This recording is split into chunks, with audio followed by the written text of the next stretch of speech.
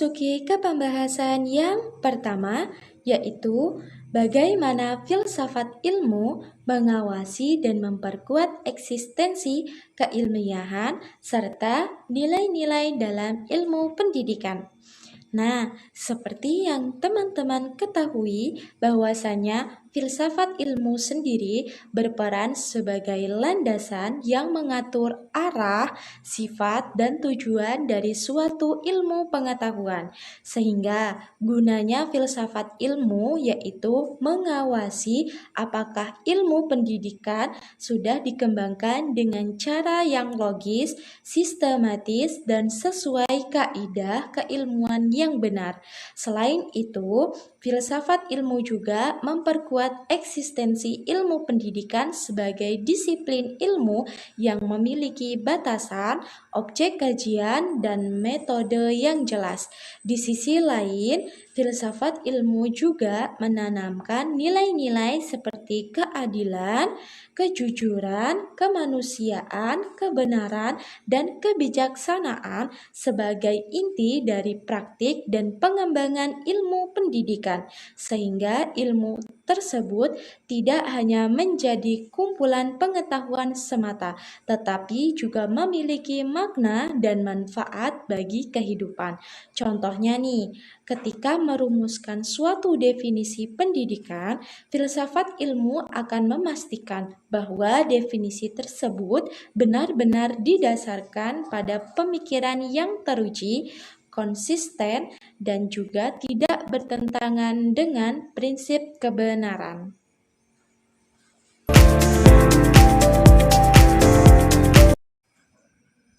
Memasuki ke pembahasan yang kedua, yaitu bagaimana pendidikan yang bermakna dan bernilai turut memperkuat perkembangan filsafat ilmu. Nah, seperti yang teman-teman ketahui bahwasanya suatu pendidikan yang sudah dirancang dan dilaksanakan dengan makna serta nilai yang kuat akan dapat menghasilkan suatu pengalaman, pemikiran, dan pengetahuan yang sangat berharga, sehingga dalam hal ini akan dapat menjadi suatu bahan dan rujukan bagi pengembangan pemikiran filsafat ilmu.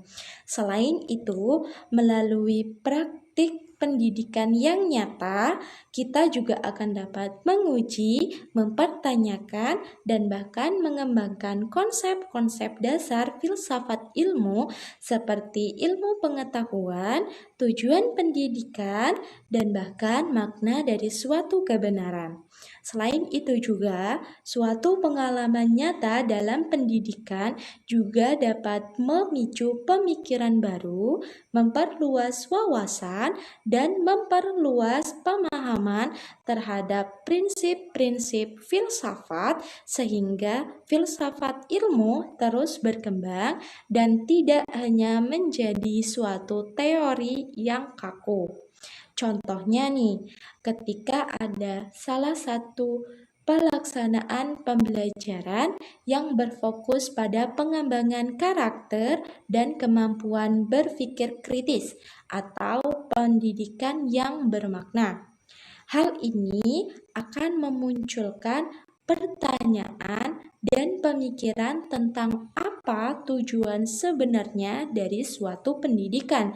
Bahkan, bagaimana cara mendapatkan pengetahuan yang benar dan apa nilai yang harus diutamakan.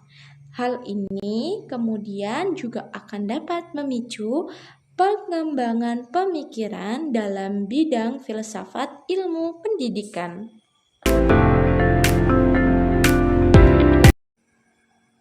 Memasuki ke pembahasan yang ketiga, yaitu mengapa filsafat ilmu dapat disebut sebagai pisau analisis, yaitu ontologi, epistemologi, dan aksiologi dalam membedah suatu persoalan-persoalan dalam pendidikan.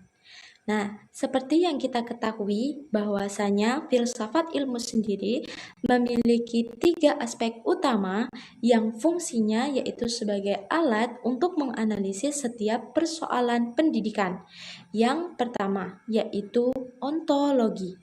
Seperti yang sudah pernah kita bahas bahwasanya ontologi sendiri membahas tentang hakikat atau sifat dari suatu konsep.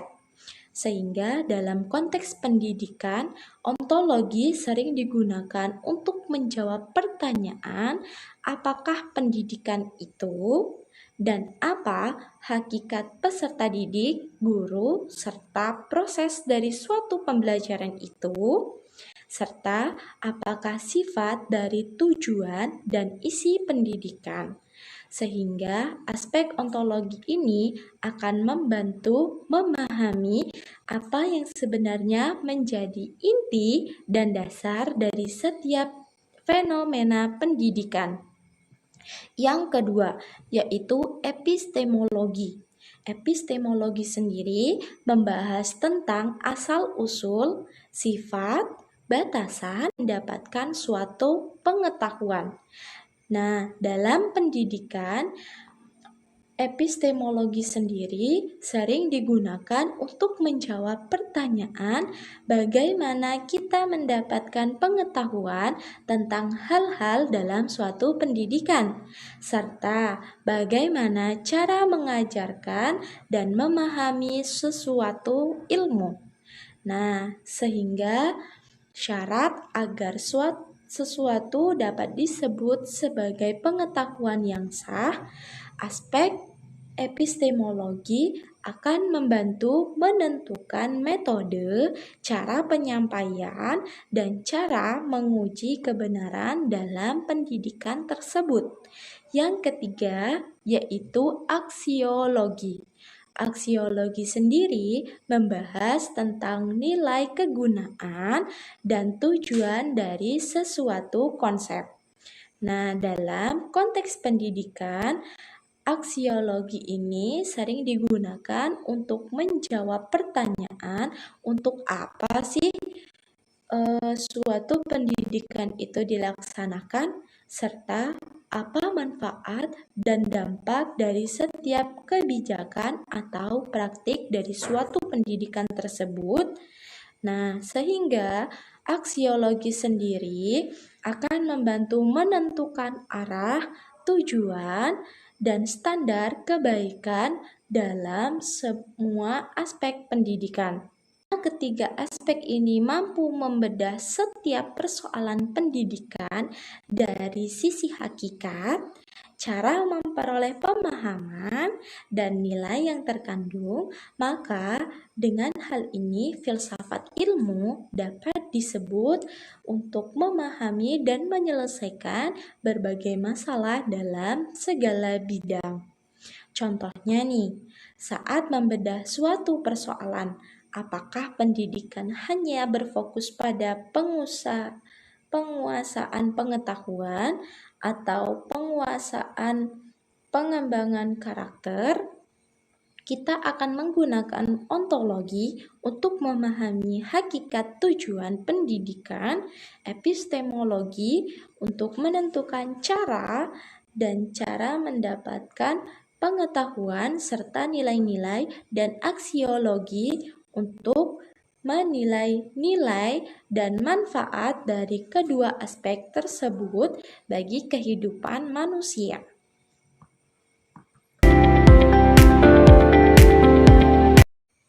Memasuki ke pembahasan yang keempat, yaitu bagaimana contoh konkret suatu penerapan filsafat ilmu dalam praktik pendidikan, misalnya dalam kebijakan, kurikulum, atau bahkan dalam proses pembelajaran.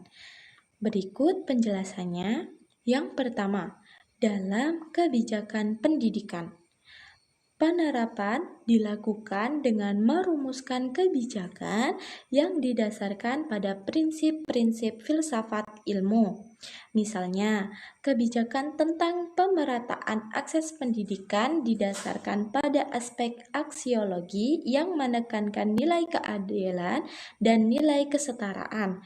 Sementara itu, kebijakan tentang standar mutu Pendidikan akan didasarkan pada aspek epistemologi yang menekankan pentingnya pengetahuan yang teruji dan berbasis bukti, serta aspek ontologi yang memahami hakikat mutu sebagai hal yang dapat diukur dan ditingkatkan. Yang kedua, dalam kurikulum. Kurikulum sendiri dirancang sesuai dengan pemahaman tentang hakikat, pengetahuan, dan tujuan pendidikan. Contohnya, jika berlandaskan pandangan konstruktivisme dalam epistemologi, kurikulum akan dirancang dengan cara memberikan kesempatan kepada peserta didik untuk menemukan pengetahuan sendiri, entah itu dengan berdiskusi atau membangun pemahaman secara mandiri. Berlandaskan pandangan idealisme, kurikulum akan lebih menekankan pada pengembangan nilai-nilai luhur dan pengetahuan dasar yang bersifat abadi dan mendasar. Yang ketiga, dalam proses pembelajaran, di mana guru akan menerapkan prinsip filsafat ilmu dengan cara mengajar dan interaksi dengan peserta didik. Contohnya, jika berdasarkan aspek ontologi, guru akan memahami bahwa setiap peserta didik memiliki hakikat dan kemampuan yang berbeda-beda, sehingga metode pengajaran harus disesuaikan dengan kondisi masing-masing dari setiap peserta didik. Yang kedua, jika berdasarkan aspek epistemologi, guru akan menggunakan metode yang sesuai dengan cara memperoleh pengetahuan yang tepat, misalnya menggunakan eksperimen atau pengamatan untuk materi yang berhubungan dengan fenomena alam, atau menggunakan diskusi dan penelusuran informasi untuk materi yang berhubungan dengan pemikiran dan nilai.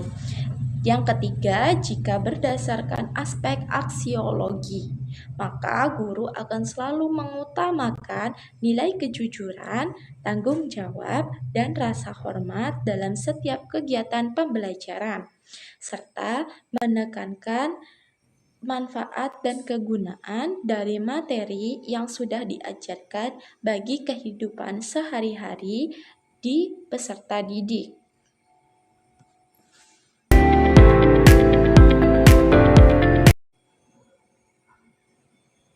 Baiklah, setelah pembahasan 4 materi, saya akan memberikan sebuah kesimpulan bahwasanya filsafat ilmu menjadi landasan yang menguatkan eksistensi dan nilai ilmu pendidikan, serta berfungsi sebagai alat utama melalui aspek ontologi, epistemologi, dan aksiologi agar bisa memecahkan berbagai persoalan dalam pendidikan.